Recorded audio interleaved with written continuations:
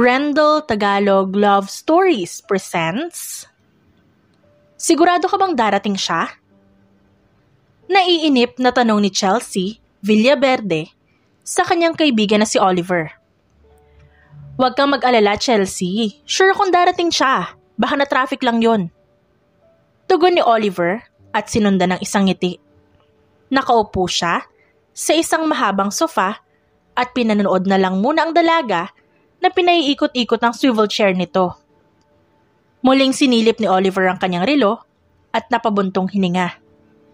Idinikwatro niya ang kanyang hita habang muling nagtipa sa kanyang cellphone. Ilang saglit pa ay bumukas ang pinto ng opisina dahilan upang bigla siyang mapatayo at sinalubong ang kanyang pinsan. "Clarence, ba't ngayon ka lang? Kanina pa kami naghihintay sa'yo." Bungad niya rito. "Pasensya na. Traffic kasi kaya medyo natagalan." Rason naman ni Clarence na napakamot sa kanyang batok. "Siya yung tinutukoy mong pinsan?" Singit ni Chelsea kaya napalingon sa kanyang dalawang lalaki. Nakangiting tumangutango naman si Oliver. "Yes, he's my cousin. His name is Clarence Castro. Dati siyang agent at sinisigurado ko maaasahan natin siya." Pakilala niya rito. Tumayo naman mula sa pagkakaupo si Chelsea at pinag-cross ang dalawang braso sa kanyang dibdib. Dahil sa malakas na katahimikan na bumalot sa loob ng opisina, ay maririnig ang malulutong na tunog na dulot ng suot niyang takong.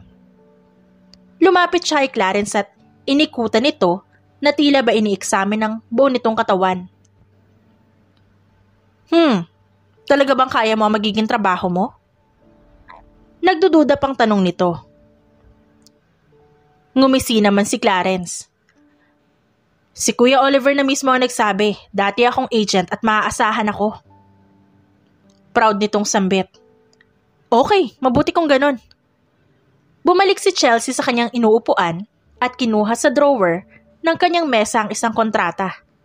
Inilapag niya yun sa mesa at tumingin kay Clarence. "Ito ang kontrata, basahin mo muna bago mo pirmahan." Nagkatinginan muna magpinsan bago lumapit si Clarence at kinuha ang kontrata.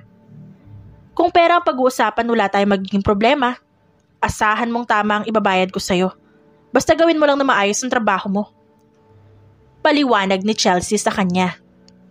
"No problem." Confident na sagot ni Clarence at inilapag sa mesa ang kontrata. Umupo siya sa upuan na nasa tapat nito at kumuha ng ballpen. "Isa kang agent. Kaya umaasa akong magagawa mong mapatino at maprotektahan ang pinsan ko. Hindi ka pwedeng umalis sa tabi niya. Kahit saan siya magpunta, dapat lagi kang nakabuntot sa kanya. Hindi ka pwedeng malingat. Hindi rin naman siya maiilang sa'yo. Kung sakali, dahil nakadisguise ka naman."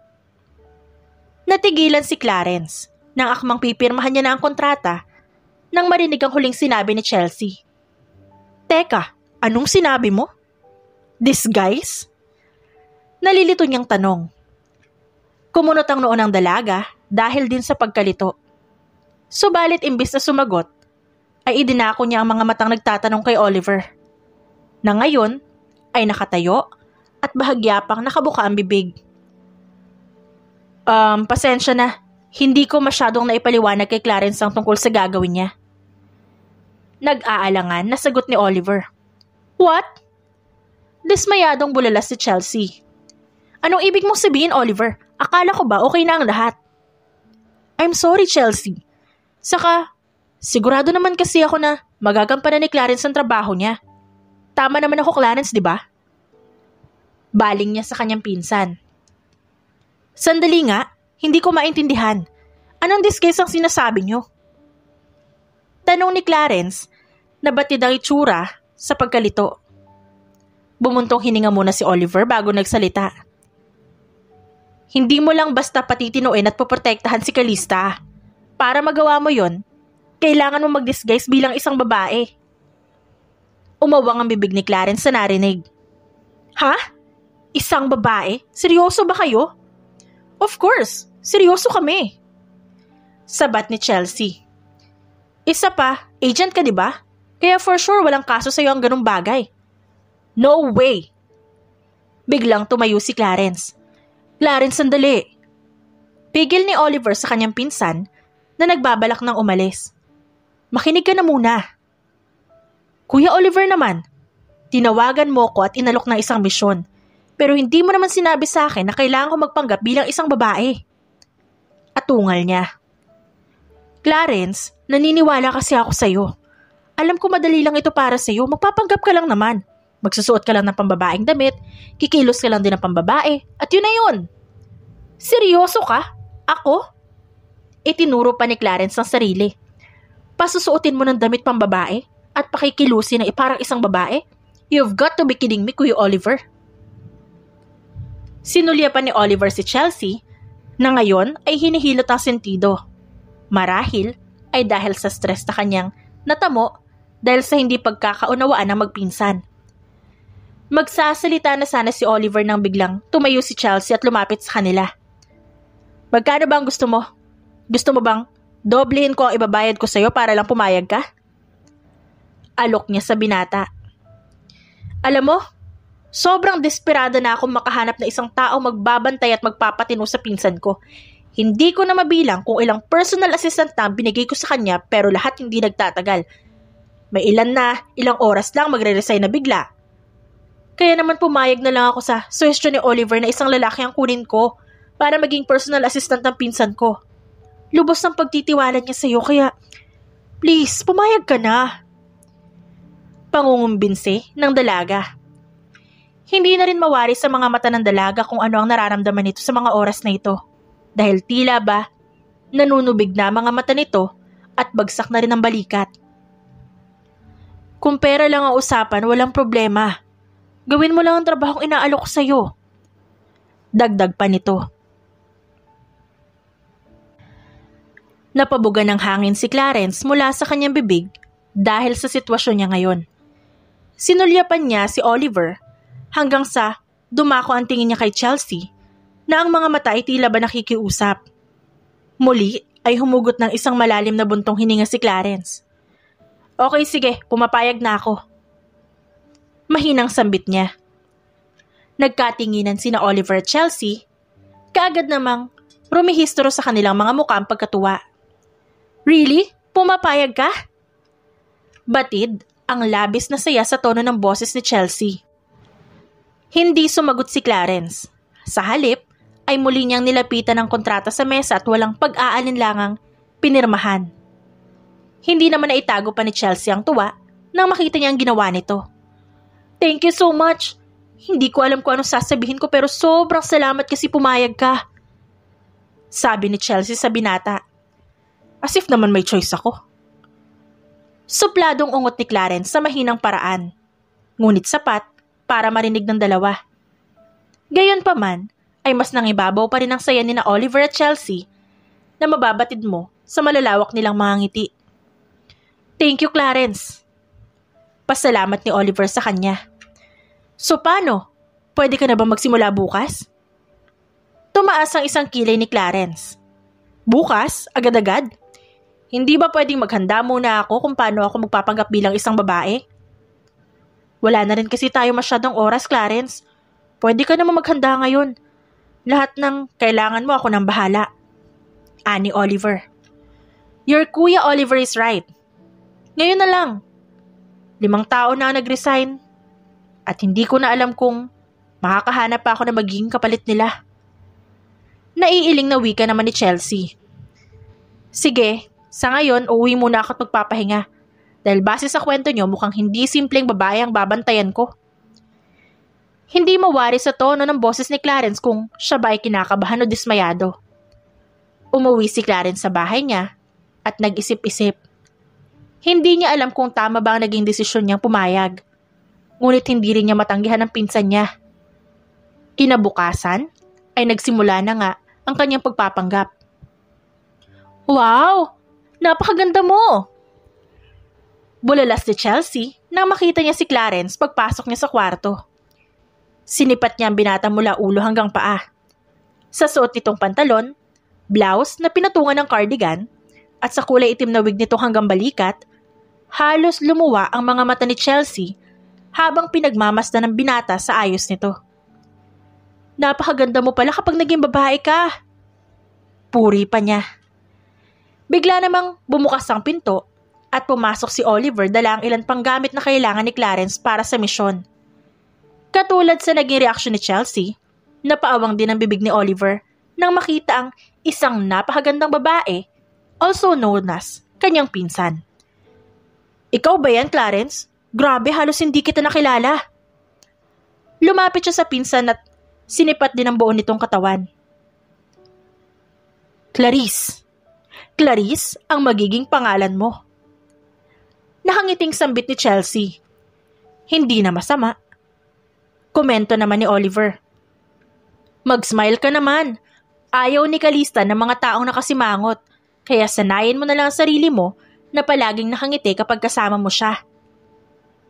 Walang sabi-sabi na gumalaw ang mga labi ni Clarence upang umiti. Kaagad namang napaiwas ng tingin si Oliver dahil tila ba nagpipigil ito ng tawa. At ngayon pinagtatawanan mo ko, Kuya Oliver? Baka nakakalimutan mo na ikaw ang lumapit sa akin para rito. Sarkastikong singhal ni Clarence sa pinsan niya. I'm sorry. Paumanhin naman ni Oliver na halata mo pa rin pinipigilan nito ang pagbungis-ngis. Oliver, stop that. Saway ni Chelsea. Basta Clarence, tandaan mo lang na kailangan mong mag-ingat para hindi malaman ni Kalista na isa kang lalaki. May sarili ka namang kwarto sa bahay kaya magkakaroon ka pa rin ng kalayaan. Okay. Walang ganang tugon ni Clarence. Ano pang hinihintay natin? Umalis na tayo. Paniguradong naiinip na si Kalista sa paghihintay sa atin. Usal ni Oliver na animoy nakarecover na sa pagpipigil niya ng kanyang halakhak. Lumabas sila sa bahay ni Oliver at sumakay na sa isang van upang magtungo sa bahay ni na Chelsea kung saan naghihintay si Kalista sa kanyang bagong personal assistant. Mahilig mag-shopping ang pinsan ko dahil ang motto niya ay shopping is life. Pahabol pang tura ni Chelsea bago sila tuluyang lumabas ng sasakyan. Ipinalibot ni Clarence ang paningin sa buong mansyon hanggang sa tuluyan silang pumasok sa sala kung saan prenteng nakaupo ang isang dalaga na abala sa kanyang laptop at napapalibutan ng mga shopping bags ang paligid. Hey Kalista, we're here! Bati ni Chelsea. Hey ate! Walang kasigla-siglang bati pabalik ng dalaga na hindi man lang naalis ang atensyon sa kanyang laptop. Kasama na namin ang bagong personal assistant. Excited na pahayag ni Chelsea at naupo sa mahabang sofa. Umupo rin sa tabi niya si Oliver habang nanatili namang nakatayo si Clarence na panay ang titig sa dalaga na tila ba walang pakialam sa presensya nila. Okay. Nasabi lang ni Kalista. Talaga lang? Lahat sila ay nagulat na magsalita si Clarence. Sino ba naman ang hindi kung maririnig mo ang boses niyang lalaking-lalaki? Gulat ang reaksyon ni na Oliver at Chelsea. Natigilan din naman si Clarence at sa wakas ay nakuha niya na rin ang atensyon ng dalaga. Dahil nakatingin ito sa kanya ngunit walang emosyon. Umubo-ubo si Clarence. Hindi pa nga ako nagsisimula. Mukhang mabubuko agad ako. Sabi niya sa kanyang isipan.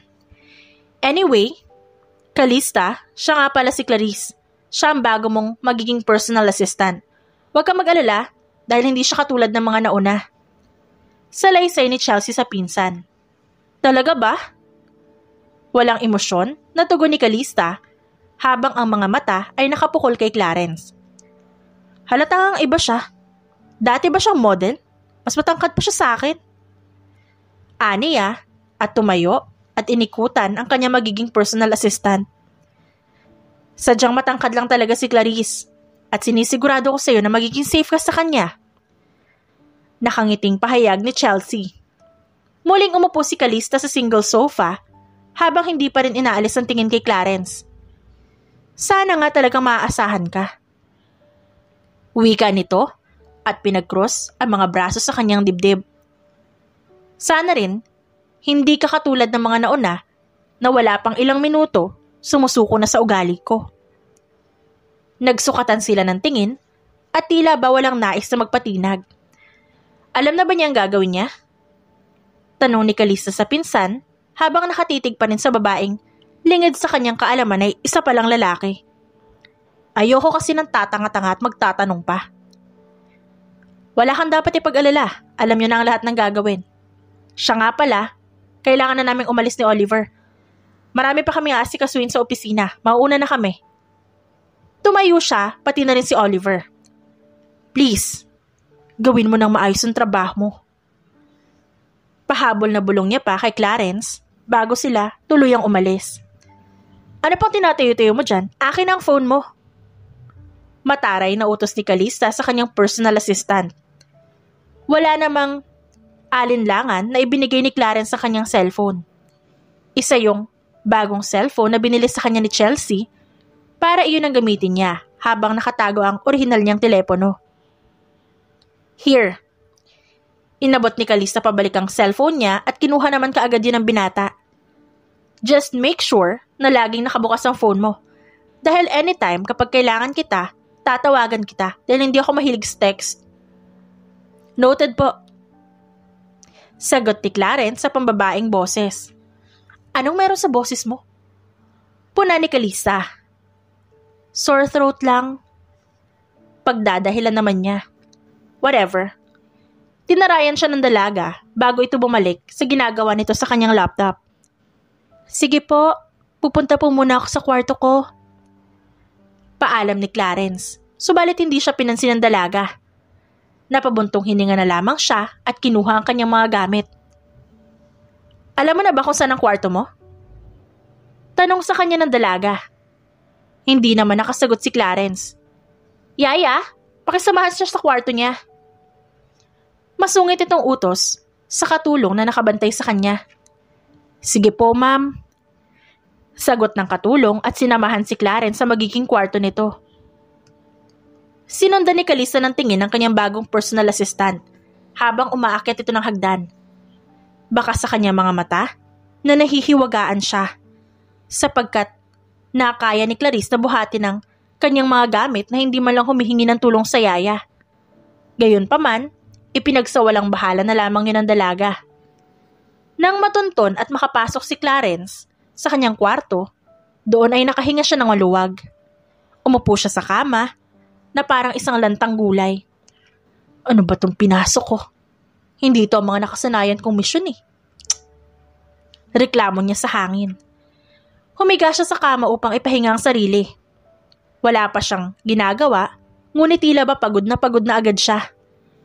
Subalit sa kasamaang palad, ay biglang nagring ang telepono niya, kaya agad din siyang napabangon upang sagutin ito. Magbihis ka, magsha-shopping tayo. Yun lang ang narinig niya sa kabilang linya, bago ito biglang nawala, ni hindi man lang siya nakapagsalita. Wala na siyang nagawa pa kundi kumilos at hinintay ang dalaga sa sala. Nang ito'y bumaba na, ay hindi niya napigilan ng sarili na pagbasta ng dalaga. Pakiramdam niya ay nabubuhay ang pagkalalaki niya dahil sa ganda nito. Sa balingkinita nitong katawan na kitang-kita sa fit na dress na suot nito. Lalo na ang buhok nitong itim at animoy ginamitan ng plancha sa sobrang tuwid. Oh, bakit ka nakangangarian? Alam kong maganda ako, pero nakakahiya yung reaksyon mo. Pagtataray ng dalaga sa kanya na siyang naunang lumabas ng bahay. Suplada. Bulong ni Clarence bago niya ito sinundan. Bakit nakatunganga ka lang? Hindi mo pa ba ako pagbubuksan ng pinto? Tanong ng dalaga sa kanya, patukoy nito sa kotseng sasakyan nila. Pasensya na po. Hingi ni Clarence ng paumanhin. Sa kanya ito pinagbuksan. Siya naman ay naupo sa passenger seat. Tulad ng bilin sa kanya ni Chelsea, hindi talaga niya inalis ang paningin sa dalaga. Sinikap niyang sundan ito kahit saan magpunta sa loob ng mall para bumili ng kung ano-ano. Alam mo, nung nakita kita kanina, nainis ako. Pagkausap sa kanya ng dalaga, habang pabalik sila sa kotse. Wala pa ako naging personal assistant na kasing ganda at kasing tangkad mo. Pakiramdam ko tuloy ikaw yung pinagtitinginan kanina imbis na ako. Hindi malaman ni Clarence kung matatawa ba siya o ano dahil sa narinig. Huwag kang mag-alala. Wala namang makakapantay sa ganda mo kahit na masama yung ugali mo. Ano? Natigilan si Clarence nang mapagtanto niya kung ano ang sinabi niya. Pasensya na po. Paumanhin niya. Huwag ka mag-alala. Totoo naman din yung sinabi mo. Masama talaga ang ugali ko kaya umayos ka. Pagbabanta sa kanya ng dalaga, bago ito tuluyang pumasok sa loob ng sasakyan. Napailing-iling na lamang si Clarence. Nang makauwi sila, ay kaagad na nagpahinga si Clarence. Mabuti na lamang at hindi muna siya inabala ng dalaga. Ano ba itong mga damit na to? Kung hindi ko lang talaga pinsan si Kuya Oliver, hindi ako papayag na gawin to eh. Patuloy niyang pagrereklamo habang inaayos sa mga gamit niya. Inalis niya ang wig na suot niya dahil hindi na siya komportable. Bigla naman niyang narinig ang katok sa pinto, kaya dali-dali niya muling sinuot ito. Bakit ang tagal mong buksan ng pinto? Nagugutom na ako, ipagluto mo na ako ng dinner. Teka, ako ang magluluto para sa'yo? Oo. Mabilis na sagot ng dalaga. Bakit, may reklamo ka? Naikagat ni Clarence sa ibabang labi. Wala po. Nang mawala sa harapan niya ang dalaga, ay nagtungo na siya sa kusina at nagluto. Mabuti na lang talaga at may kaalaman din siya sa pagluluto. Hindi pa ba tapos yan? Gutom na ako. Biglang sulpot ng dalaga habang pinapanood siyang magluto. Malapit na po to. Sarkastikong tugon niya. Tinulungan siya ng mga katulong upang ihanda ang mga pagkain. At habang kumakain si Kalista sa dining area, ay may tumawag kay Clarence kaya lumayo siya rito. Hello? Pagsagot niya. Kumusta? Tanong ng boses ni Chelsea sa kabilang linya. Okay naman. Suplada ang pinsan mo pero kaya ko naman siyang tagalan. Hay, mabuti naman kung ganun. Tandaan mo, Clarence, hindi mo lang siya basta babantayan. Kailangan mo rin siyang patinuin. At kung paano mo gagawin, ikaw na yung bahala. Siguraduhin mo lang na magbabago ang pinsan ko. Muling bilin sa kanya ni Chelsea. Huwag ka mag-alala. Ako nang bahala mag-isip kung paano ko siya mapapatino. Sige, may tiwala naman ako sa'yo. Binabaan na siya ng tawag ni Chelsea. Sino yon? Halos mapatalon sa gulat si Clarence nang marinig niya sa likuran ang dalaga. Kaagad naman niya itong hinarap. Multo ka ba? Ba't bigla-bigla ka na lang sumusulpot? Mahinahon, naasik niya rito. Tss! Bigla ka ba namang nawala kanina eh? Tsaka may tatanong lang ako. Pagsusuplada pa rin ng dalaga. Ano naman yun? Hindi ka ba straight? Pansin ko kasi na parang lalaki ka kung kumilos. Saka yung boses mo. Sinasadya mo ba yun o ano? Minsan boses babae ka, minsan boses lalaki ka. Aminin mo nga sa akin, di ka straight no? Naipikit ni Clarence sa mga mata at nagpakawala ng buntong hininga. Ano naman sa'yo? Obligado ba akong sagutin yung tanong mo? Siyempre, oo. PA kaya kita. Kailangan alam ko ang lahat tungkol sa'yo. Mamaya masamang tao ka pala at may bala ka sa akin. Bulyaw ni Kalista. Kumunot ang noo ni Clarence. Huwag kang mag-alala dahil wala akong masamang balak sa'yo. Ginagawa ko lang ang trabaho ko. Ngayon, kung wala ka ng kailangan, pwede na ba ako magpahinga, Miss Kalista Villaverde? Rumihistro sa mukha ni Kalista ang pagkabigla. Ibang klase ka? Anong karapatan mo para sagutin ako ng ganyan? Wala pa masking isang PA ko ang gumanyan sa akin, ikaw pa lang. Napangisi si Clarence. Di mabuti kung ganon. Magpapahinga na ako. Nga pala, kapag tulog na ako, huwag mo na sana ako abalahin. Tao rin ako. Oo, at trabaho kong sundin ka, pero bigyan mo rin ako ng pahinga. Matapos niyang sabihin niyon nang walang takot sa dalaga, ay umakyat na siya sa kanyang kwarto. Naiwan namang tulala at hindi makapaniwala si Kalista. Halos hindi rin siya nakatulog ng maayos dahil hindi pa rin siya makapaniwala sa inasta ng kanyang sariling personal assistant. Nakakainis. Sino ba siya para pagsalitaan ako ng ganon? Galit niyang bulalas habang nakaupo sa mahabang sofa. Umaga na at maaga siyang nagising, kaya tinawagan niya ang kanyang pinsan na siyang kaagad namang sumagot. Anong problema, Kalista? Ba't napatawag ka? Ate, I hate her. Hindi ko gusto yung PA na binigay niya sa akin. Nakakainis siya.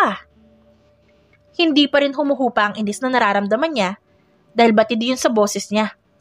Kumalma ka nga, Kalista. Ano bang problema?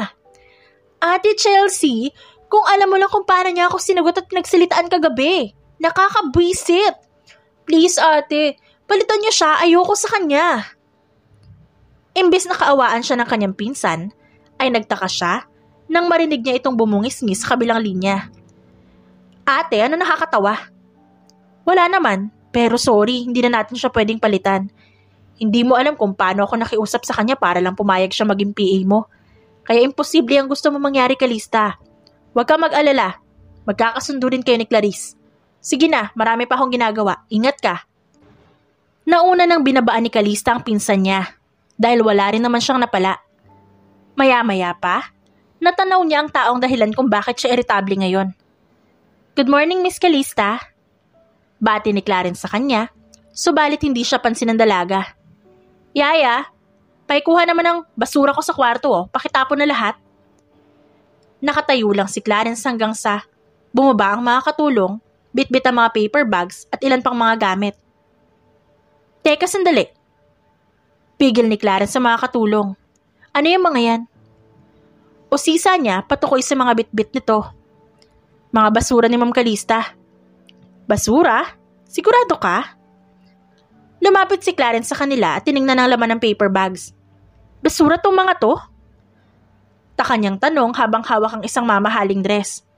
Hindi sumagot ang katulong kaya lumingon siya kay Kalista na siyang nakasimangot at nakaupo sa sofa. Tss, ang aga-aga, suplada. Bulong niya. Pero bakit itatapon mo na ang lahat ng to? Mukha pa namang bago Tumayo si Kalista at lumapit sa kanya. Ano naman ngayon? Nagamit ko na lahat yan ng isang beses kaya pwede ko na silang itapon. Dahil hindi ko na ginagamit ang mga bagay na kapag alam kong ginamit ko na. Napakunot ang noon ni Clarence sa sinabi ni Kalista. Ibang klase ka rin. Isang beses mo lang ginamit, itatapon mo na kaagad? Ganyan ka ba talaga? Hindi mo man lang inisip yung presyo ng binili mo lahat yan? Alam mo bang marami riyan na walang makain? Walang masuot? Nagugutom at walang pera? Tapos ikaw? Itong mga damit na to na sobrang mahal ay tatapon mo na lang dahil nagamit mo na ng isang beses? Prangka ni Clarence sa kanya na siyang nagpatameme sa mga katulong at maging sa dalaga mismo. Alam mo, Miss Kalista, hindi porket mayaman ka at maraming pera magwawaldas at magwawaldas ka na lang. Minsan kailangan mo ring pahalagahan ng mga bagay-bagay. Si Chelsea, yung pinsan mo, hindi ba siya itong laging pagod at stress dahil sa pagmamanage ng company nyo? Tas ikaw, anong ginagawa mo? Lustay ka lang ng lustay ng pera. Patuloy pa niya. Kumuyom ang mga kamao ng dalaga. Subalit tila ba walang kahit anong salita ang lumabas sa bibig nito. Hanggang sa kusang gumalaw ang mga paa niya paakyat ng hagdan. Shh, ibalik niyo na yan sa kwarto niya. Sabi ni Clarence sa mga katulong. Po, pero huwag kayong matakot, akong bahala. Basta ibalik niyo na yan sa kwarto niya. Mukha namang napanatag ang mga katulong dahil sinunod nila ang utos ni Clarence. Napangiti na lamang siya at muling bumalik sa kwarto niya. Matapos niya makaligo, saktong kalalabas na lang ng banyo nang tumunog ang cellphone niya. Hindi yun tawag kundi isang mensahe. Nang kunin niya ang cellphone sa kama, ay hindi siya makapaniwala nang mabasa niya ang mensaheng kanyang natanggap. Mag-ready ka, magsha-shopping ako. Basa niya rito. Teka, akala ko ba ayaw niya nagte-text? Ibang klase talaga. Matapos niya magbihis, ay muling tumunog ang cellphone niya.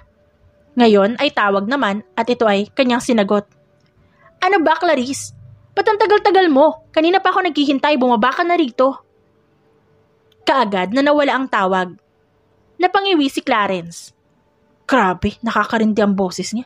Ang iksi ng pasensya. Kinuha niya ang baril sa kanyang maleta at inilagay yon sa loob ng shoulder bag niya. Bago siya tuluyang lumabas ng kwarto.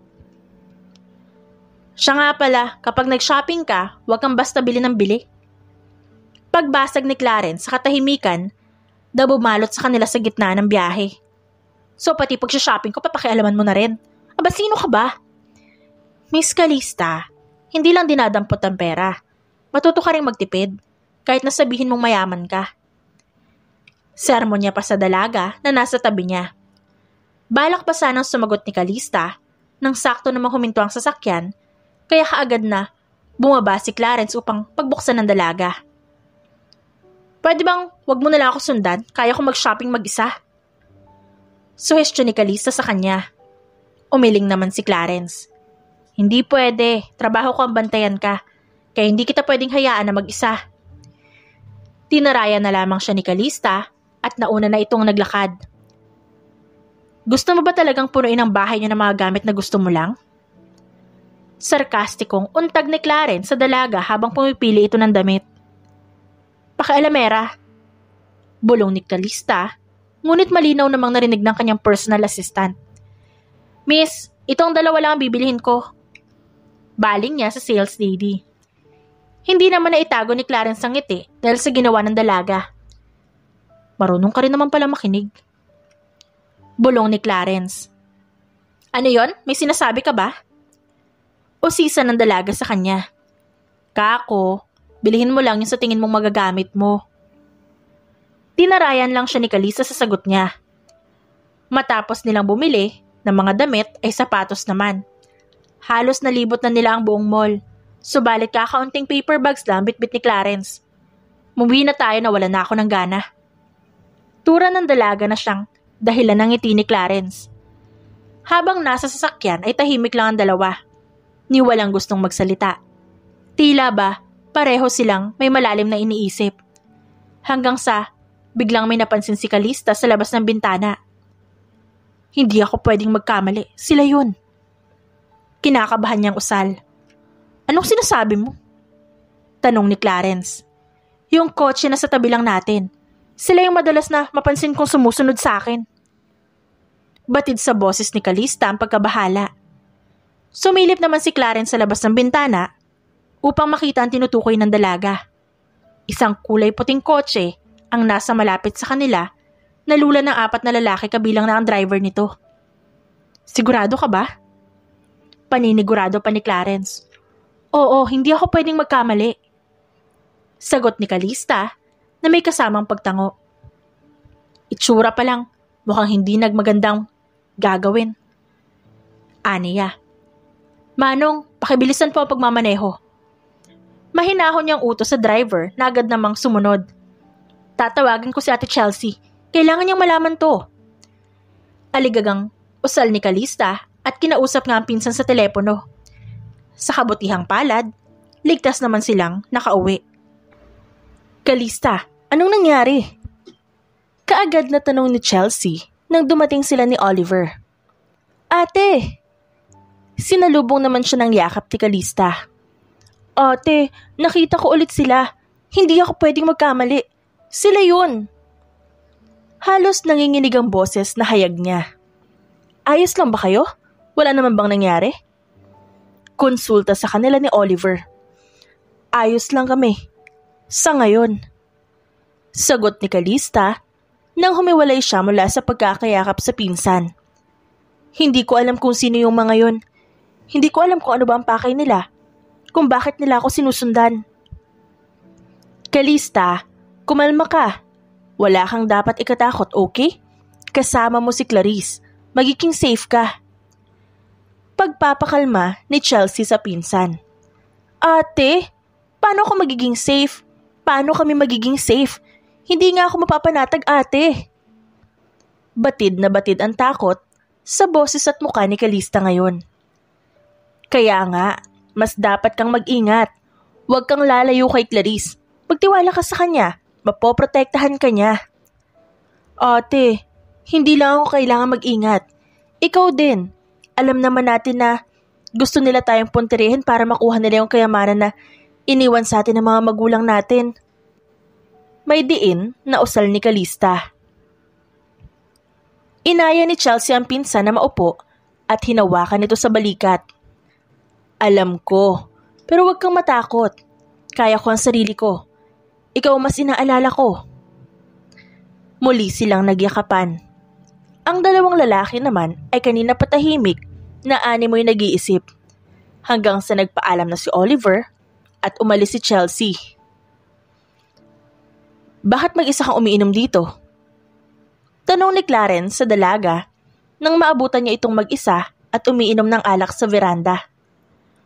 Gusto ko lang magpahangin. Sagot naman ng dalaga. Dinaluhan naman siya ni Clarence nang umupo siya sa tapat niya. Iniisip mo pa rin ba yung nangyari? Tanong niya rito.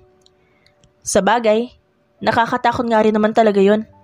Lalo na at ang ate Chelsea mo na lang ang natitirang pamilya mo. Dagdag pa niya nang hindi kumibo ang dalaga. Si ate Chelsea, simula pagkabata, inaalagaan na niya ako. Hindi niya ako iniwan. Hanggang sa nawala ang parents niya. Kaya kami na ang naging pamilya niya. Pero dumating sa punto na iniwan din kami ng parents ko. Kaya siya na lang talaga ang meron ako. Tinitigan ni Clarence ang dalaga. Hindi niya maintindihan ang sarili ngunit nakakaramdam siya ng awa para dito. Kaya pala gano'n na lang siya kadesperada na makaharap ng taong poprotekta sa'yo. Wala kang ideya kung gaano ka kahalaga sa kanya. Kaya iniisip niya lagi ang kaligtasan mo. Tumingin sa kanya ang dalaga. Sa totoo lang, hindi ko talaga alam kung bakit ang laki ng tiwala sa'yo na Ate Chelsea. Hindi ko alam kung sa paanong paraan mo ako mapoprotektahan. Tapat niyang pag-amin. Gumuhit ang tipid ng ngiti sa mga labi ni Clarence. Ikaw ba? Wala ka bang tiwala sa akin? Tanong niya sa dalaga. Napakurap ng ilang beses si Calista. Dapat ba ako magtiwala sa'yo? Hindi nga katag-anong kilala? Lahat ba ng trip ko sa buhay pinapakaalaman mo? Kasi gusto kong matuto ka. Pagraraso naman ni Clarence. Muling tumungga si Calista sa alak na iniinom niya bago muling nagsalita. Sabihin mo nga sa akin, masama ba talaga yung ugali ko? Bahagyang natawa si Clarence sa itinanong ng dalaga. Bakit mo tinatanong yan? Hindi mo ba alam sa sarili mo na masama talaga ang ugali mo? Umawak ang bibig ng dalaga, ngunit walang lumabas maski anong salita. To be honest, spoiled brat ka. Hindi ka marunong magpahalaga ng mga bagay-bagay. Iniisip mo lang ang sarili mo. Kung makapagsalita ka naman parang kilala mo na talaga ako. Hinuhusgahan mo na kaagad ang pagkatao ko. May bahid ng kirot sa boses ng dalaga. Hindi kita hinuhusgahan. Nagsasabi lang ako ng totoo. Tss, whatever. Pagsusungit ng dalaga at iniwan na mag-isa ang kanyang PA. Kinabukasan, nagising na lamang si Clarence na puno ng banton. Anong nangyayari? Walang kamalay-malay niyang tanong sa mga katulong. Masyadong nag-alala si Chelsea. Biglang sulpot ng isa sa mga yaya. Oo nga, nag-alala si Ate Chelsea. Sambit din ni Calista, nakabababa lang sa hagdan. Kaya naman nagpadagdag sila ni Oliver ng guard para siguro na safe tayo. Nirequest ko rin kasi sa kanila dahil ayoko naman na basta na lang umasa sa'yo dahil buhay ko ang nakataya rito. Napabuntong hininga na lamang si Clarence. Ano ba magagawa ko kung hindi ka magtitiwala sa akin? Ni hindi mo nga ako kilala. Pasaring ni Clarence habang nasa malayo ang tingin. Wow! Sa'yo pa talaga nang galing ang salitang hindi pa kita kilala? Ikaw nga tong wagas kung husgahan ako. Baka nakakalimutan mo. Sarkastikong ganti naman ni Calista. Mahinang natawa si Clarence. Magkaiba tayo, Miss Calista. Magkaiba ang sitwasyon natin. Pagdidiin niya. Hindi na sumugot pa ang dalaga at nagpahanda na lang na almusal sa mga katulong. Pagkatapos ay bumalik siya sa kwarto niya. Makalipas ang ilang oras, ay lumabas sa kwarto si Clarence at nagtungo sa kwarto ng dalaga saka kumatok sa pinto. Oh, anong ginagawa mo rito? Hindi ba nasabi sa'yo ni Ate Chelsea na bawal akong abalahin kapag nasa loob ako ng kwarto? Bungad sa kanya ni Calista. Magbihis ka, aalis tayo. Kalmadong sabi ni Clarence. Ano? At saan tayo pupunta? Isa pa, may sinabi ba ako sinaalis tayo ngayon? Miss Calista, kailangan mo akong samahan. Mag-grocery tayo. Ano? Grocery? Seryoso ka? Hindi. Trabaho yan ng mga maid. Ba't ako mag-grocery? Anas ng dalaga. Wala ang mga katulong dahil pinag-day off ko silang lahat. What? Nanlalaki ang mga matang tanong ng dalaga. At anong karapatan mong gawin yon? Ako ang amo nila. Kaya ako lang may karapatang sabihin kung kailan sila magde-day off. Hay nako, ang dami mo namang satsat. Tara na, kailangan na nating umalis. Tila ba naubusan na ng pasensya ang binata, kaya hinawakan niya ito sa pulsuhan at hinila palabas ng bahay. Kahit anong pagrereklamo pa ng dalaga, ay wala na rin siyang nagawa pa nang makapasok na ito sa passenger seat. Teka, ikaw ang magmamaneho? Nasaan ang driver? Takang tanong niya na makitang ang personal assistant ang nakaupo sa driver's seat. Obvious naman, di ba? Naka-day off din ang mga driver, kaya ako ang magmamaneho. Nakakainis naman. Ba't mo pala desisyon ka? Sino ka ba sa akala mo? Baka nakakalimutan mo, PA lang kita. Personal assistant ko lang. Singhal ng dalaga. Miss Calista, pwede bang pakihinaan naman ang volume ng boses mo? Nasa tabi mo lang ako. Pwede ako mabingi sa ginagawa mo eh. Reklamo ni Clarence. Talaga lang? Pwes wala akong pakialam kung mabingi ka. Kung naririndi ka na sa boses ko, edi mag-resign ka. Gusto mo ngayon eh. Panghahamon ng dalaga. Ini-start na ni Clarence ang kotse. Sa kanya, tinitigan ng seryoso ang dalagang katabi. Na siyang dahilan upang matigilan at matahimik ito. Baliktad yata. Ikaw ang magsasawa sa ugali ko. Hindi ako katulad ng mga naging PA mo noon. Wala kang choice. Malas mo. Ako ang naging personal assistant mo. Seryoso niyang saad sa kanya bago niya tuluyang pinaandar ang sasakyan. Habang nag-grocery ay tila ba buryong-buryo sa buhay ang dalaga habang matamlay at nakasimangot na nakasunod sa kanyang PA na unti-unting pinupuno ang cart na dala. Wala ka bang gustong bilhin na kahit ano? Tanong ni Clarence sa dalaga habang patuloy pa rin siyang naglalagay ng kung ano-ano sa cart. Tamad na bumuntong hininga ang dalaga. Ang boring ng lugar na to. Mas gusto ko pang mag-shopping eh. Hindi na lang pinansin ng binata ang atungal ng dalaga. Okay na siguro to. Bayaran na natin sa counter. Saad niya at dahan-dahan na itinulak ang cart. Nang bigla namang may isa pang cart ang sumalubong sa kanya. Naku, sorry. Paumanhin ng isang babae. Hindi, ayos lang. Pagpapakumbaba ng binata. Nag-angat ng tingin sa kanya ang babae at sinipat ang buo nitong itsura. Clarence? Hindi siguradong anang babae. Unti-unting namilog ang mata ng binata dahil sa gulat. Lalo pa nang makita niya ang mukha ng babae. Clarence, ikaw ba yan? Pagkukumpirma pa ng babae sa kanya. Hindi ko alam ang sinasabi mo, miss. Bahagyang iniyo ko ng binata ang kanyang ulo. Excuse me? Bakit tinatawag mong Clarence ang PA ko? Biglang singit naman ni Calista. Ang pangalan niya ay Clarice, hindi Clarence. Pagkaklaro niya rito. Sandali lang siyang sinulyapan ng babae bago nito muling ibinaling ang tingin sa kaharap. Pasensya na miss, hindi kita kilala. At Clarice ang pangalan ko. Mauna na kami. Paalam ni Clarence at inatras ang cart, saka ito tinulak sa ibang direksyon. Sino yun? Ba't tinatawag kanyang Clarence? Naguguluhan namang usisa ni Calista habang nakasunod sa kanya. Wala yun, baka nagkamali lang. Bayaran na natin itong mga groceries.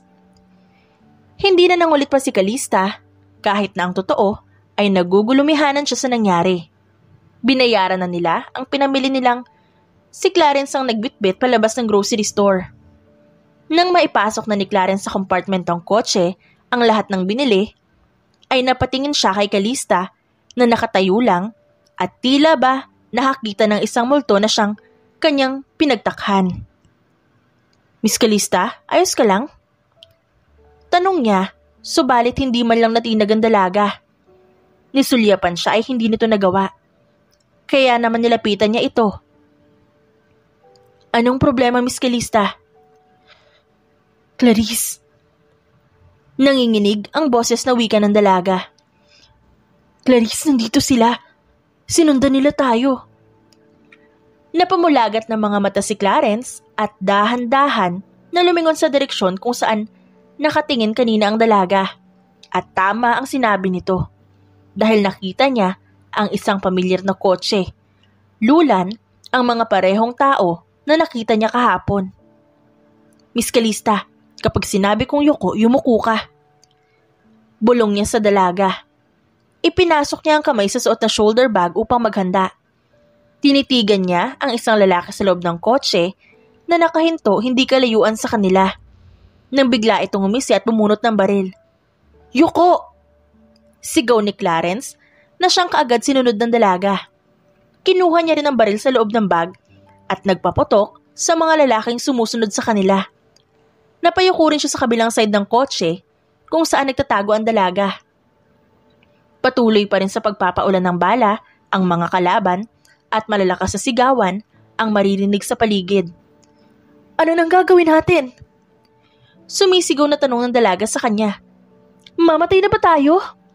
Kumalma ka. Pumasok ka sa loob ng kotse. Iikot ako. Bilis! Utos niya, kasabay ng pagtayo niya at sinabayan ng pagputok ng baril ang mga lalaki.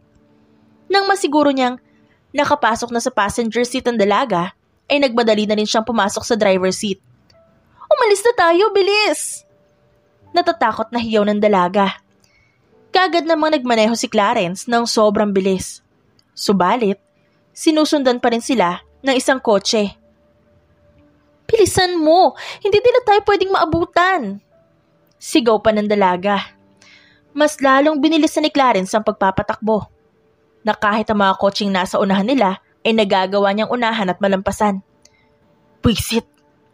Galit na bulalas ni Clarence nang makita niya sa side mirror na malapit na silang maabutan ng kulay pulang kotse. Akin ang baril mo! Sambit ng dalaga. Sandaling tinapunan ng tingin ni Clarence ang dalaga dahil sa bigla nitong sinabi. Ano? Sigurado ka ba? Basta ibigay mo na sa akin ang baril mo. Mag-focus ka na lang sa pagmamaneho, ako nang bahala. Sandali, marunong ka bang gumamit ng baril? Nagdududa pang tanong ni Clarence. Wala ka bang tiwala sa akin? Wala ka rin namang tiwala sa akin eh. Buwelta naman ni Clarence. Basta ibigay mo na lang sa akin, okay? Kahit na nag-aalinlangan, ay ibinigay na lang ni Clarence ang baril sa dalaga. At tulad ng sabi nito, ay nag-focus siya sa pagmamaneho. Humugot na isang malalim na buntong hininga si Calista habang hawak niya ang baril. Sa kanya inilabas ang braso sa bintana at sinilip ang ulo sa kasunod-sunod na pinutukan ang kotseng nakasunod sa kanila. Sa tuwing gagantihan sila ng putok, ay muling magtatago si Calista sa loob ng kotse at maya-maya na namang magpapaulan ng bala sa kanila. Bakas man ang pag-aalala sa mukha ng binata ay wala rin naman siyang magagawa dahil abala siya sa pagmamaneho. At tunay nga naman na maaasahan ng dalaga. Nakakabinging putukan ang maririnig. Yes! Maya-maya ay biglang sigaw ni Calista at batid mo sa kanya na siya'y lubos na natutuwa. Dahil sa kuryosidad, napatingin si Clarence sa side mirror. Doon ay nakita ang pulang kotse na nakahinto na. Pinunteriya pala ng dalaga ang gulong nito. Wow! Marunong kang gumamit ng baril. Hindi niya maiwasang purihin ng dalaga na may kasamang ngiti. Sino ba naman kasi ang mag-aakala na ang isang spoiled brat na babae ay marunong din palang gumamit ng baril? Ano bang tingin mo sa akin? Walang alam? Oo, spoiled brat ako. Pero minsan kaya kong iligtas ang sarili ko. Katwiran naman ni Calista. Tama ka, pero hindi sa lahat ng pagkakataon. Kailangan mo pa rin ng taong magbabantay at paprotekta sa iyo. Napangiti si Clarence at bumagal na ang kanyang pagpapatakbo ng sasakyan. Ikaw, bakit ka may baril? Paano ka natutong bumaril? Madalas, puro duwag at hindi maaasahan lahat ng personal assistant na hinahire ni Ate Chelsea. Ikaw, sino ka ba talaga? Sunod-sunod na tanong ng dalaga. Ang dami mo namang tanong. Sakaw na lang sasagutin yan. Sa ngayon, umuwi muna tayo. Kailangan din nating magpahinga. Nakakapagod din na makipagbakbakan. Pag-iiba ni Clarence sa usapan. Naningkit ang mga mata ni Calista habang nakatitig sa binata. Tila ba may nabuong ulap ng tanong sa kanyang isipan. Gayunpaman, hindi na rin siya nagtanong pa. Matiwasay silang nakauwi at dahil wala ang mga katulong nila, walang magpipilian si Calista kundi ang tulungan sa pagluluto ang kanyang PA. Sabihin mo, tinutulungan mo ba talaga ako o nanggugulo ka lang? Iritableng puna ni Clarence sa dalaga nang makita niya kung gaano ito kakalat at tila bang walang patutunguhan sa pagbabalat ng mga gulay. Tss, anong alam ko sa pagluluto?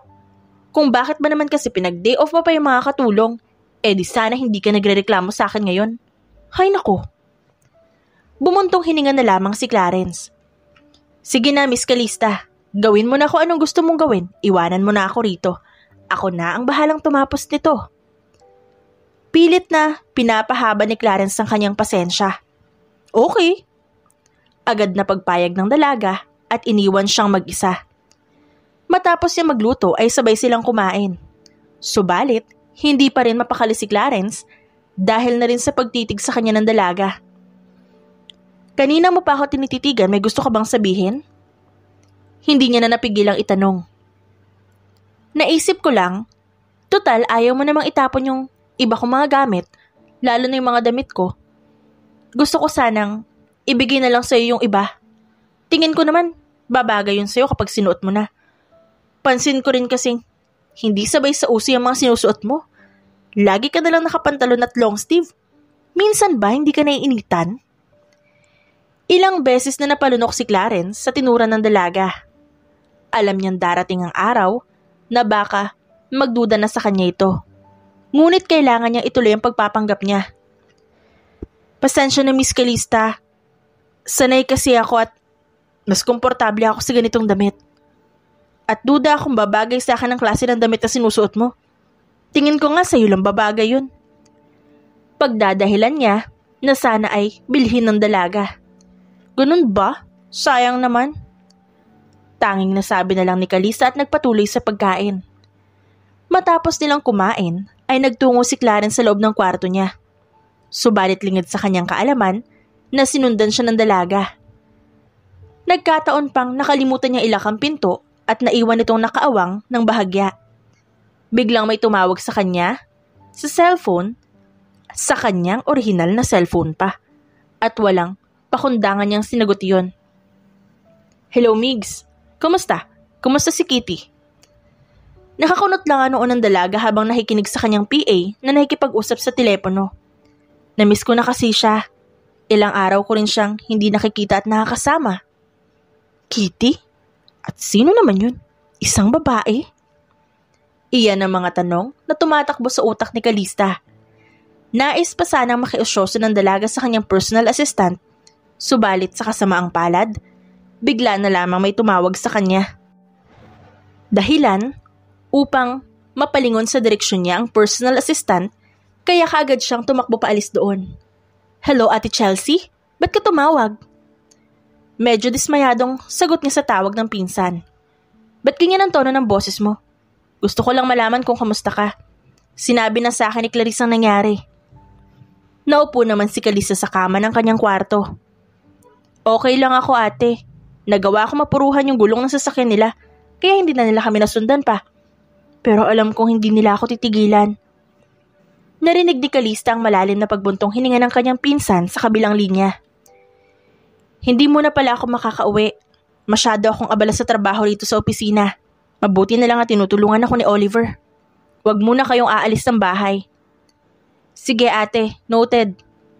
Huling sinabi ni Calista bago niya inunahan na tapusin ang kanilang pag-uusap. Tumayo siya mula sa pagkakaupo at nagpalakad-lakad sa loob ng kanyang kwarto. Sino ka ba talaga, Clarice? Bakit ba ang misteryoso mo? Alam ko may tinatago ka. Mapaghinala niyang wika habang malalim na nag-iisip. Kailangan kong malaman ang totoo. Kailangan kong malaman kung ano ba ang tinatago niya sa akin. Naisipan niyang mag-meditate muna pansamantala upang ipahinga ang kanyang isip at katawan dahil na rin sa nangyari kanina. Nang sumapit ang gabi, nagpasya siyang lumabas ng kwarto at dumiretso sa kwarto ng kanyang personal assistant. Noong nasa tapat na siya ng pinto, ay humugot muna siya ng buntong hininga bago niya tuluyang pinihit ang doorknob at binuksan ang pinto ng walang paalam. Nanlaki ang mga mata niya sa nakita. Sino ka? Anong ginagawa mo rito? Paano ka nakapasok dito? Sunod-sunod na sigaw niya nang makita ang isang lalaki sa loob ng kwarto na nakatapis lang ng tuwalya. Sabihin mo sino ka? Masama ka bang tao, ha? Habang sinisigawan ng dalaga, hindi na rin alam ni Clarence kung ano pa ang gagawin niya. Nasaan si Clarice? Anong ginawa mo sa kanya? Sunod-sunod ang bawat paglunok ni Clarence. Hindi niya na naisip kung ano ang tamang sabihin. Miss Calista. Naiusal niya dahilan upang mapuno ng pagtataka ang itsura ng dalaga. Ikaw? Ikaw si Clarice? Hindi makapaniwalang tanong pa nito. Hindi na nakasagot pa ang binata dahil wala na rin siyang maisip na idadahilan pa. Lalo na at nasa harapan na niya ang dalaga kung saan nakita na nito ang tunay niyang pagkatao. Hindi ako makapaniwala. Isa ka palang lalaki? Nanghihinang, sambit ng dalaga. Paano niyo nagawa sa akin to? Bakit niyo ako niloko? Tumaas muli ang boses niya. Ibang klase kayo, mga manluloko. Huling hiyaw niya bago niya tuluyang nilisan ang kwarto ng binata. Sa sobrang galit at pagkadismaya sa nalaman, hindi niya namalayan na nasa loob na siya ng isang kotse. Tinawagan niya ang kanyang pinsan, subalit inis lamang ang kanyang naramdaman nang hindi ito sumagot sa paulit-ulit niyang pagdayal. Nakakainis! Sigaw niya bago pinaandar ang kotse at nagpunta sa opisina ng kanyang pinsan. Calista, anong ginagawa mo dito? Tanong ni Oliver nang makasalubong niya ang dalaga. Nasaan si Ate Chelsea? Busy siya. Marami siyang kailangang pirmahan. So bakit ka nga nandito? Alam ko na ang totoo. Seryosong umpisa ni Calista. Totoo? Anong sinasabi mong alam mo na ang totoo? Nagtatakang tanong ni Oliver. Niloko niyo ako, tama? Yung personal assistant na binigay niyo sa akin, hindi isang babae, kundi lalaki. Mariin na direktang sabi ni Calista. Umawang ang bibig ni Oliver sa narinig. Paano mo nalaman ng tungkol dyan? So alam niyo nga lalaki siya? All this time, niloloko niyo akong lahat? Paano niyo nagawa sa akin to? Halos mapalingon sa kanila ang ibang tao sa building dahil sa lakas ng boses ng dalaga. Calista, wag tayo dito mag-usap. Busy pa ang ate mo. Hindi mo siya pwedeng abalahin ngayon. Sa ibang lugar tayo mag-usap. May sasabihin din ako sa'yo. Mahinahong saad niya sa dalaga. Galit pan ay wala namang nagawa pa si Calista kundi ang sumunod kay Oliver. Samantala, nang mamataan ni Clarence na umalis ng mansyon ng dalaga, ay dali-dali rin siyang umalis para sundan ito. Nang pumasok siya sa opisina, ay naabutan niya roon si Chelsea na abala sa pagpirma ng mga dokumento. Clarice? Clarence? Bakit ka nandito? Ano sadya mo? Takang tanong ni Chelsea sa kanya na siyang ikinatigil muna nito sa ginagawa. Nasaan si Calista? Hindi ba siya pumunta dito? Huh? Si Calista? Hindi. Ba't naman siya pupunta dito? Labis ang pagtataka sa tono ni Chelsea. Sigurado ka ba? Umalis siya eh. Umalis?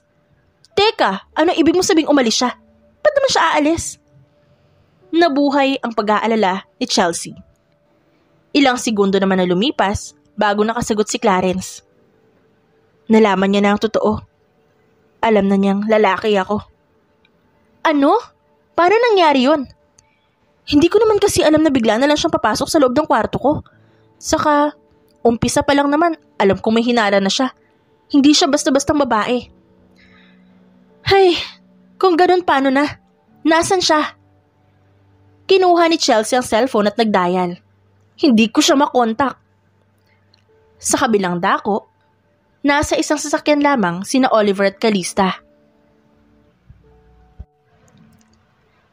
Ano ba yung sasabihin mo? Inip na untag ng dalaga kay Oliver. Look, alam kong galit ka dahil sa personal assistant mo. Pero hayaan mo muna ipaliwanag ko sa iyo ang lahat. Siya si Clarence. Pinsan ko siya. Dati siyang agent. Wala na kasi kaming choice ng ate mo kundi mag-hire ng lalaki. Panimulang paliwanag ni Oliver. Clarence? Kaya naman pala tinawag siyang Clarence no isang babae sa grocery store. Kasi Clarence naman pala talagang pangalan niya. Kaya naman pala napakatangkad niya.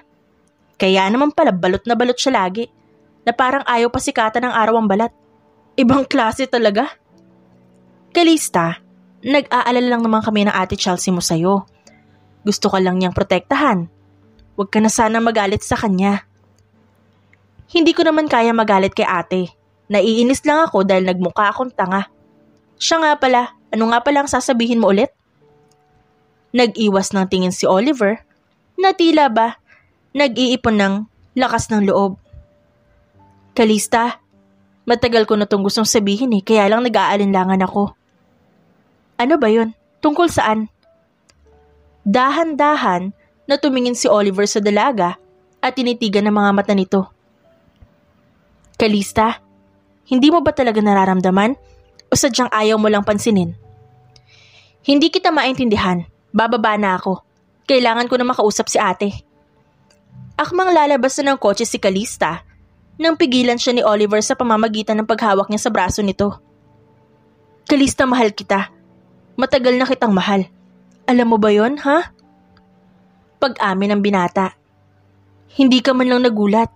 Kung ganon, matagal mo nang alam na may nararamdaman ako para sa'yo. Pero dinededma mo lang. Oliver, itigil mo yan. Alalahanin mong mahal ka ng pinsan ko. Alalahanin mong mahal na mahal ka ni ate Chelsea. Pero ikaw ang mahal ko. Anong magagawa ko kung ito ang nararamdaman ko? Hindi ko mahal si Chelsea, ikaw. Ikaw ang mahal ko, Calista. Oliver, walang patutunguhan yan. Aalis na ako. Hindi ka aalis. Hindi ako papayag na baliwalain mo lang itong nararamdaman ko para sa'yo. Aray ko, Oliver, nasasaktan ako. Angal ni Calista dahil medyo mariin na ang pagkakahawak nito sa kanyang braso. Ikaw ang dahilan kaya pinili kong tulungan ng ate Chelsea mo. Nagsakripisyo din ako. Tapos mapupunta lang sa wala lahat ng pinaghirapan ko? Hindi ako papayag. Sinuntok niya sa sikmura ang dalaga. Dahilan upang ito'y manghina at mawala ng malay. Tila ba nawala na sa sarili si Oliver nang siya ay ngumisi at pinaandar ang kotse. Sina Chelsea at Clarence naman ay hindi maitago ang labis na pag-aalala. Hindi ko siya matawagan. Nakapatay ang phone niya. Ani Chelsea, nang ilang beses niyang sinubukang kontakin ng dalaga. Saan ka pupunta? Tanong niya kay Clarence nang akma itong lalabas na opisina. Susubukan ko siyang hanapin. Sasama ako. Hindi na niya hinintay pa na sumagot ang binata. Bagkus, ay sumunod na lamang siya rito. Nasaan pala si Kuya Oliver? Tanong ni Clarence kay Chelsea pagkapasok nilang dalawa sa loob ng kotse. Hindi ko alam. Nagpaalam siya sa akin kanina na magpapahangin lang sandali. Pero kanina pa yun Sandali, tatawagan ko siya. Nagdial siya sa cellphone niya, ngunit tulad ng kanyang pinsan, hindi niya rin ito makontak. Hindi ko rin siya makontak. Sana mali ang kutob ko. Mahinang wika ni Clarence. Kutob? Anong sinasabi mong kutob? Nahihiwagaan na usisa ni Chelsea. Lumingon si Clarence sa kanya. Hindi mo pa talaga kilala ng lubusan si Kuya Oliver. Marami kang hindi alam sa kanya. Seryosong sabi niya na siyang lalong nagpakunot sa noo ni Chelsea. May kutob kasi ako na siyang dahilan kung bakit nawawala ngayon si Miss Calista. Imposible ang iniisip mo. Ba't mo pagdududahan ng pinsan mo? Noon pa lang, alam kong may lihim na siyang pagtingin para kay Miss Calista. Ayoko sanang isipin na siya rin ang taong nasa likod ng mga sumusunod sa amin kaso. May nakita akong marka sa braso ng lalaki na kapareho ng tato ni Kuya Oliver. Hinuha pa ng binata. Sandaling natigilan si Chelsea na tila ba pinoproseso pa sa kanyang isipan ng mga nalaman. Matatanggap ko pa ang pagkagusto sa pinsan ko. Pero ang isipin mo na mastermind sa mga taong sumusunod kay Calista? Talaga bang umabot ka sa puntong yan? Alam kong mahirap paniwalaan ang mga sinabi ko. Pero dati akong agent, remember? Sana nga mali ang kutob ko.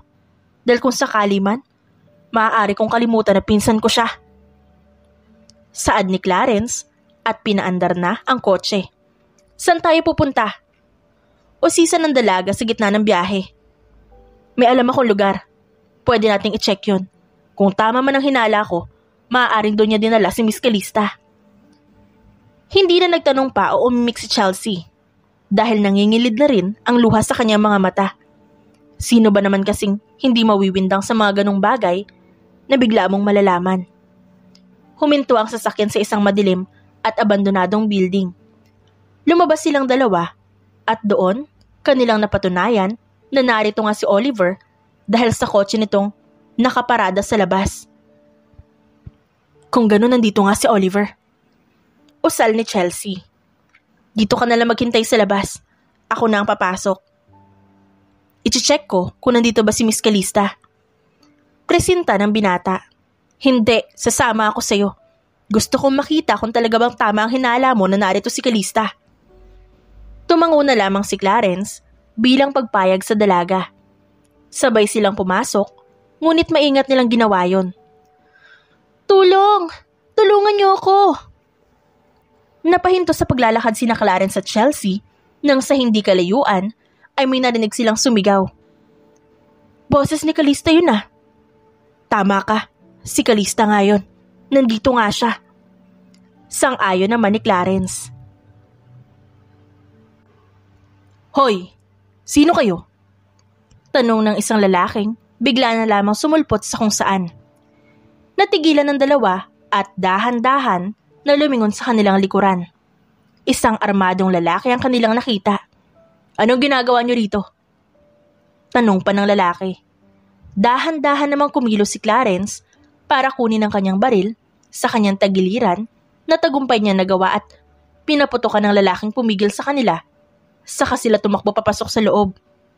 Hinanap nila kung saan nila narinig ang sigaw hanggang sa nakarating sila sa isang kwarto. Naging alisto kaagad si Clarence sa kanyang paligid. Hindi ko inaasahan ang pagbisita niyo. Isang pamilyar na boses ang bumungad sa kanila. Hindi man nila makita kung sino yun dahil sa madilim na kwarto. Alam naman nila kung sino ang nagmamay-ari nun. Sana, sinabihan niyo ako na pupunta kayo rito. Sana man lang naghanda ako. Sarkastiko pa nitong dagdag. Biglang bumukas ang ilaw, kaya naman doon ay nakita si Calista na nakahiga sa isang mahabang sofa habang walang ulirat. Anong ginawa mo kay Calista?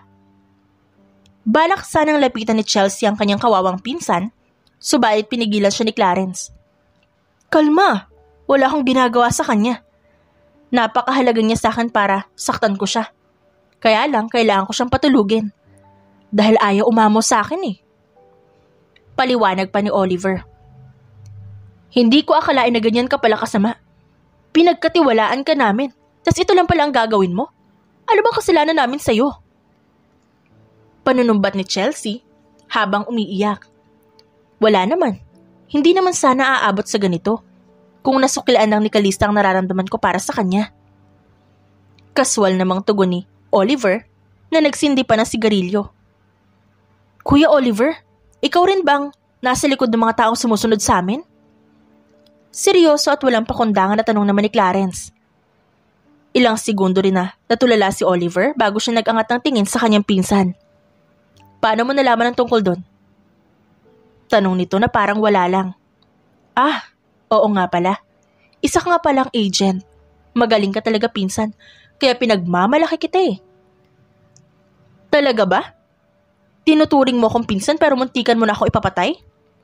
Sikmat ni Clarence. Lumitaw ang isang ngisi sa gilid ng labi ni Oliver. Kaya nga kita nirecommend na magiging bantay ni Calista kasi alam kong hindi mo siya pababayaan. Kaya lang, hindi ko akalain na hahadlangan mo rin palang plano ko. Baliw ka na, Oliver. Baliw ka na. Umiiyak na hiyaw ni Chelsea, dala na rin ang kanyang galit. Siguro nga baliw na talaga ako. Pero ikaw, isa kang utu-uto. Hindi mo man lang namamalaya na ililipat ko na sa pangalan ko ang karamihan ng yaman nyo. Kukunin ko na ang lahat, pati na rin si Calista. Nagtiimbagang si Clarence. Nanlilisik na rin ang dalawang mata niya na kahit anong oras ay handa siyang atakihin ng kalaban. Ikaw naman, Clarence, umalis ka na. Huwag ka nang makialam. Pinsan pa rin kita kaya hindi kita idadamay dito. Pasensya na, Kuya Oliver, pero damay na ako. Isang hindi inaasahang suntok ang ibinulaga ni Clarence kay Oliver kaya napaatras ito. Mabilis namang nakabawi si Oliver kaya ginantihan niya rin ito ng suntok. Habang abala sa pagsusuntukan at sipaan ng dalawa, ay lumapit si Chelsea sa sofa kung saan ang kanyang pinsan ay naroon. Ngunit wala na ito roon na siyang pinagtakhan niya. 5 segundo ang lumipas nang mayanig ang buong kwarto dahil sa hindi inaasahang putok ng baril. Natigil sa pagbubugbugan ng dalawang magpinsan. Hay, ang boring nyo naman mag-away. Hindi man lang kayo gumamit ng baril? Nanunuyang anas ng dalaga sa kanila. Kalista! Tawag ni Chelsea sa pinsan niyang nakatayo na ngayon sa isang sulok habang hawak ang baril. Paano ka nagising? Naguguluhan at nagtatakang tanong ni Oliver sa kanya. Kung hindi ka ba naman tatanga-tanga, ano akala mo sa akin madaling maisahan? Siyempre pinalitan ko yung syringe na ginamit mo sa akin at nagpanggap akong tulog. Ngumisi naman si Oliver, isang nakakasindak ng ngisi. Naging alisto ang mga tao sa paligid niya. Subalit, masyadong mabilis at biglaan ang pagkilos ni Oliver, kaya nadukot niya kaagad ang baril sa kanyang likuran at ipinutok ito sa kung saan. Sandaling katahimikan ang bumalot sa kanila dahil sa nangyari. Ate Chelsea! Malakas na sigaw ni Kalista nang makita niya itong humandusay sa sahig. Kaagad naman niya itong nilapitan at nakitang sa tagiliran nito tumama ang bala. Ate, okay ka lang ba? Dadaling ka namin sa ospital. Kumapit ka lang ah. Tumangutango naman si Chelsea. Ayos lang ako. Huwag kang mag-alala. Napalingon si Kalista kina Oliver at nakita niyang nakahandusay na rin sa sahig si Clarence dahil sa malakas na tadyak na natamo nito. Kitang-kita niya rin kung paano ikinasa at tinutok ni Oliver ang baril kay Clarence. Sayang, Clarence. Gusto pa naman sana kita gawing kanang kamay. Pasensyahan na lang tayo. Walang pag-aatubiling dinampot mo ni Kalista ang baril na nabitawan niya kanina at walang pagdadalawang isip na pinutok yun sa paa ni Oliver kaya natumba ito at nabitawan ng baril. Tumayo naman kaagad si Clarence at pinagbubugbog si Oliver hanggang sa hindi na ito makalaban pa. Nandiyan ang mga pulis. Sambit ni Kalista nang marinig niya ang siren. Paano nalaman ng mga pulis na nandito tayo? Usisa naman ni Clarence. Siyempre tinawagan ko sila kanina. Alam ko kasing darating kayo para iligtas ako, kaya tumawag na rin ako ng backup. Sa kabila ng kanilang sitwasyon, ay nagawa pa rin ngumiti ni Clarence dahil sa angking talino at diskarte ng dalaga na inakala niyang walang ibang alam gawin kundi ang magwaldas at magsuplada. Dumating ang mga pulis at sila ay iniligtas. Hindi ko alam na matalino ka pala. Biglang tura ni Clarence sa dalaga nang makarating sila sa ospital. Wag mo akong kausapin. Galit pa rin ako dahil niloko niyo ako at pinagmukhang tanga. May gigil na tugon ng dalaga. Lumungkot ang ekspresyon ng mukha ni Clarence, subalit naiintindihan niya ito. Bumalik na si Clarence sa sarili niyang bahay dahil sa palagay niya itapos na ang kanyang misyon. Ngunit isang araw, hindi inaasahang bisita ang dumating sa bahay niya. Kalista? Bakas sa mukha ni Clarence ang pagkagulat nang makita niya ang dalaga nang buksan niya ang pinto. Mukha ba akong multo para magulat ka sa akin ng ganyan? Entrada ng dalaga bago walang pasabi na pumasok sa loob ng tahanan ni Clarence. Clarence, ipapasyal ko si Kitty, okay lang ba? Isang lalaki ang lumabas sa isang kwarto. Wow! Sino itong magandang bisita mo, Clarence? Manghang tanong nito nang makita niya ang dalaga. Hindi nakasagot si Clarence dahil maski siya ay hindi pa rin makapaniwala sa kanyang nakita. Kitty? Taas ang isang kilay, nabanggit ni Kalista. Dumako ang tingin niya sa isang pusa na siyang karga ng lalaking bigla na lang sumulpot. Yung Kitty ba na tinutukoy mo ay ang pusang hawak mo? Tanong niya pa rito. Dagli namang tumango ang lalaki. Oo, si Kitty nga ito. Pet ni Clarence. Ipapasyal ko lang sana. Sige na, Migs. Lumabas muna kayo ni Kitty. Utos sa kanila ni Clarence na siyang sinunod naman kaagad ng kaibigan. So, pusa pala yung Kitty? Sambit ni Calista na tila ba napanatag at simple pa itong napangiti. Maiba tayo. Ba't ka nagpunta dito? Paano mo nalaman ang address ko? Tanong ni Clarence. Sinabi sa akin ni Ate Chelsea. Siya nga pala nakakulong na si Oliver. Magaling rin si Ate Chelsea. Naibalik na rin sa kumpanya ang mga perang ninakaw ng pinsan mo. Litanya ng dalaga. Isa pa kaya ako nandito dahil hindi pa tapos ang trabaho mo sa akin. Anong ibig mong sabihin? Walang muwang, natanong niya pa. Ipinalibot naman ni Calista ang tingin sa buong bahay. Gusto ko magstay dito. Delikado pa rin ang buhay ko. Kaya sabi ni ate, magstay daw muna ako sa bahay mo. At least dito, mababantayan mo ko. Nasabi na rin sa akin ni Ate Chelsea kung ano pa ang gusto niyang mangyari. Gusto niyang mapatino mo ako, tama? Teka, seryoso ba yung sinasabi mo sa akin ngayon? Ilang beses mang napakorap si Clarence. Mukha ba akong nagbibiro? Hindi ako mag-aaksaya ng oras na magpunta rito kung hindi importante. Huwag mo sabihin sa akin na hindi ka pumapayag.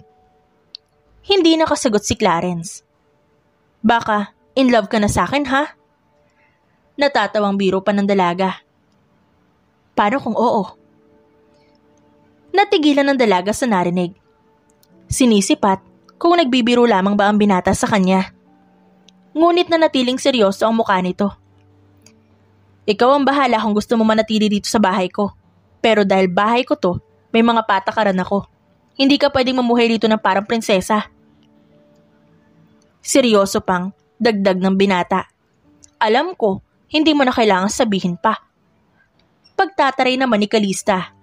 Dito, wala kang katulong o utusan. Naintindihan mo? Oo na nga eh. Tinarayan pa siya ng dalaga. Palihim namang napangiti si Clarence. Hindi niya itatanggi sa sarili niyang na-miss niyang supladang amo niya. Halika, may gagawin tayo. Yaya niya rito. Ha? Anong gagawin natin? Kinakabahan na usisan ng dalaga. Mali ang iniisip mo. Pupunta tayo ng kusina. Tuturuan kita kung paano maghugas ng pinggan. Ha? Seryoso ba yan? Ngayon na agad? Kararating ko lang oh. Angal ng dalaga. Kung ayaw mo, bukas ang pinto. Maghanap ka ng pwedeng magbabantay sa'yo. Hay nako.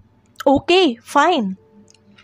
Naunang nagtungo si Clarence sa kusina kung saan sumunod naman sa kanyang dalaga. Hindi tuloy niya magawang itago ang tuwang nararamdaman. Nagsimula na sila sa paghuhugas ng pinagkainan. Panay pa ang reklamo na maririnig sa bibig ni Calista, subalit natatahimik din ito agad kapag pinagbabantaan siya ng binata na pwede na siyang umalis. Siguro na mismo ko kaya ka nagpunta dito. Biro niya sa dalaga. Ano? Ang kapal naman ng mukha mo. Singhal sa kanya nito. Ngumisi naman ang binata at bahagyang inilapit ang mukha sa dalaga. Bakit? Hindi ba? Napansin ko rin kanina nung mamula ang mukha mo nung sinabi kong in love ako sa'yo. Naging malikot ang mga mata ng dalaga. Iniwasan niya na lamang na magkasalubong ang mata nila ng binata. Hindi ako namumula kanina. Huwag kang imbento. Saka, alam ko naman na nagbibiro ka lang. Duh. Hindi ko ugaling magbiro. Mahal na talaga kita, Calista. Sa sinabi niyo ni Clarence, ay sinalubong na ni Calista ang tingin nito. Tinitigan niya rin ang mga mata nito at inalam kung ito ba ay nagsisinungaling sa kanya. Suplada ka. Spoiled brat. Masama ang ugali. Hindi ko alam kung paano kita nagustuhan sa maikling panahon na nakasama kita. Pero aaminin ko, napahanga mo ko.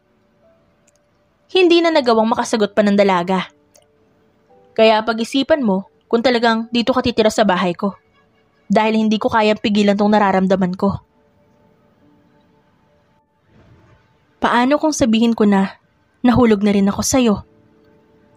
Pag-amin ng dalaga na siyang hindi inaasahan ng binata. Nakakainis mang isipin. Pero yun ang dahilan kung ba't nandito ako ngayon.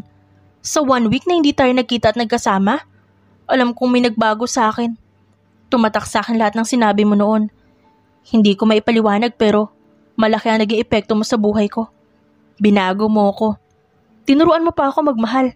Nakakainis ka. Sumbat ng dalaga na siyang lalong nagpangiti sa binata. Hindi na napigilan pa ni Clarence ng sarili at ipinagdampi ang labi nilang dalawa. Mabilis lang yun. Subalit, nagdulot iyon ng kakaibang pakiramdam sa kanila na siyang nagpabilis ng tibok ng puso nila. Naniniwala na ako. Mahal mo nga rin ako. Nakangiting usal ni Clarence. Mahigpit na niyakap ng binata si Calista. Kahit anong gawin niyang pag-iisip, hindi niya inakalang hahantong sila sa ganitong sitwasyon. Wala naman talaga sa plano niyang magmahal, lalo pa ng isang brat na babae gaya ni Calista. Pero dahil nandito na, alam niyang kailangan niya na itong panindigan. Ayaw niya nang maghiwalay pa silang dalawa. Mahal niya ang dalaga, kahit ilang beses niyang itanggi ito sa kanyang isipan.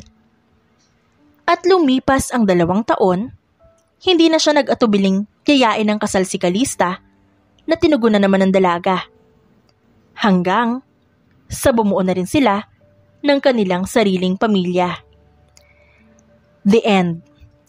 At dyan nagtatapos ang ating kwentong pinamagatang Agent in Disguise. Written by Cheerless Angel. Dearest friends and avid listeners, don't forget to like our videos and subscribe to our channel for more wonderful stories.